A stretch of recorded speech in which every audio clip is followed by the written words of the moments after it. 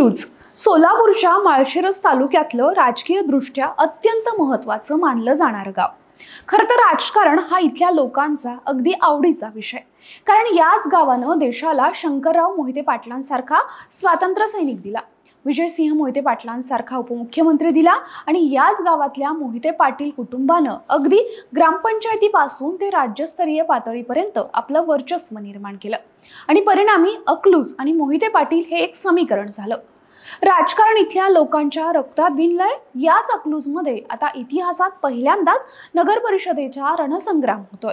म्हणूनच आजच्या या व्हिडिओमधून आपण अकलूजच्या ग्रामपंचायतीची नगर परिषद कशी झाली हा इतिहास समजून घेणार आहोत। मात्र हा इतिहास समजून घेण्याआधी अजूनही तुम्ही आमच्या चॅनलला सबस्क्राइब केलं नसेल तर ते नक्की करा। नमस्कार, मी भाग्यश्री, आपण पाहताय बखर लाईव्ह।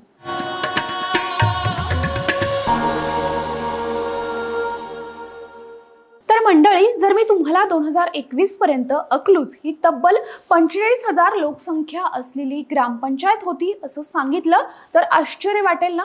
पण हो, अगदी 2021 पर्यंत अकलूज ही केवळ एक ग्रामपंचायत होती।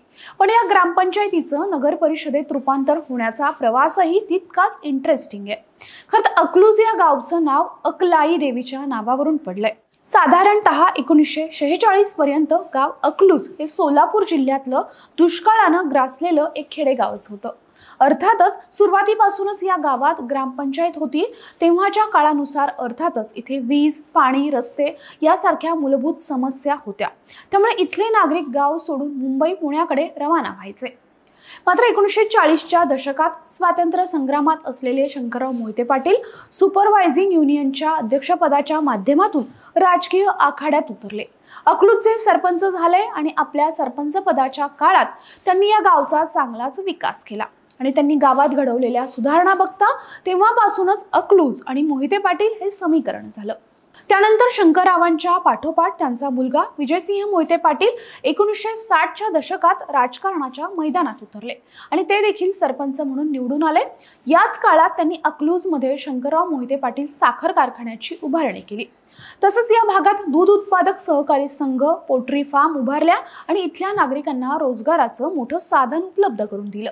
या सगळ्या रोजगाराच्या निर्मितीच्या साधनामधून इथल्या नागरिकांचं दरडोई उत्पन्न वाढलं। कालांतराने या गावाला विविध शासकीय योजनांचा लाभही मिळू लागला आणि परिणामी अकलूज ही एक स्वयंपूर्ण ग्रामपंचायत झाली।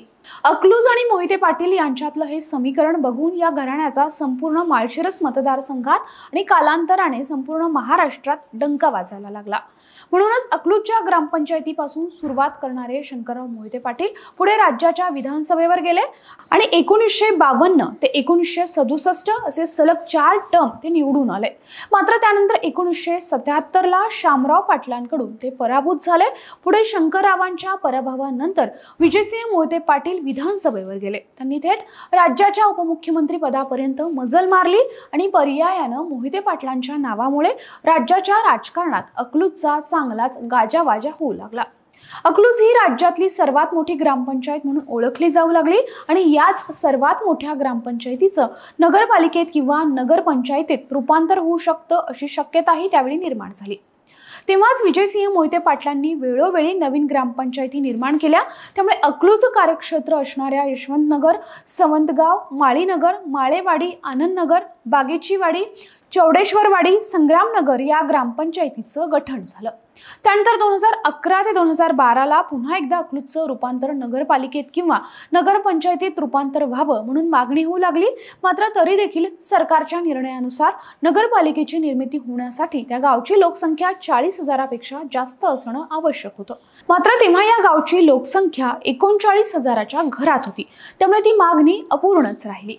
पुढे 2017मध्ये प्रशासनानं माळेवाडी आणि अकलूज या 2 ग्रामपंचायतीचं एकत्रीकरण करून नगरपालिकेत रूपांतर करण्याचा ठराव मांडला, जो 2019 पर्यंत शासन दरबारी प्रलंबित राहिला। पर्यायाने 2020 मध्ये अकलूज ग्रामपंचायतीचा कार्यकाळ संपला आणि पुन्हा एकदा ग्रामपंचायतीच्या निवडणुका लागल्या। तेव्हा या वर्षीच्या ग्रामपंचायत निवडणुकीत बाळदादा म्हणजेच जयसिंह मोहिते पाटलांचे चिरंजीव संग्रामसिंह मोहिते पाटलांचा यांच्या जवळचे नातेवाईक असलेल्या गिरीराज सिंह माने पाटलांनी पराभव केला।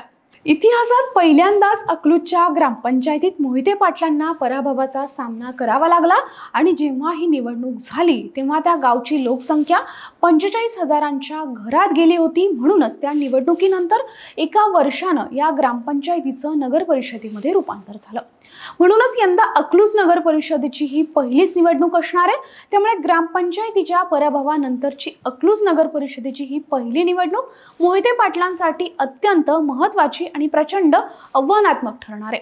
तेव्हा या नगर परिषदेचा हा सगळा इतिहास तुम्हाला कसा वाटला कमेंट करून नक्की सांगा।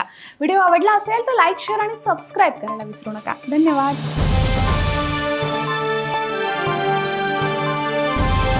समाजकारण, प्रशासन आणि राजकारणातल्या अचूक विश्लेषणासाठी बखर लाईव्हच्या सोशल मीडिया प्लॅटफॉर्म्सना लाईक, फॉलो आणि सबस्क्राइब करा।